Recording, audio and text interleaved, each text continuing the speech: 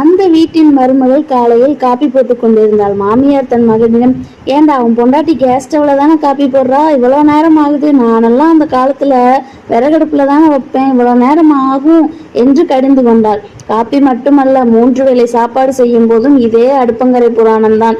நானெல்லாம் அந்த காலத்துல அடுப்புல என்று ஆரம்பித்து விடுவாள். காலப்போக்கில் சொந்த வீடு கட்டு பேச்சும் வந்தது.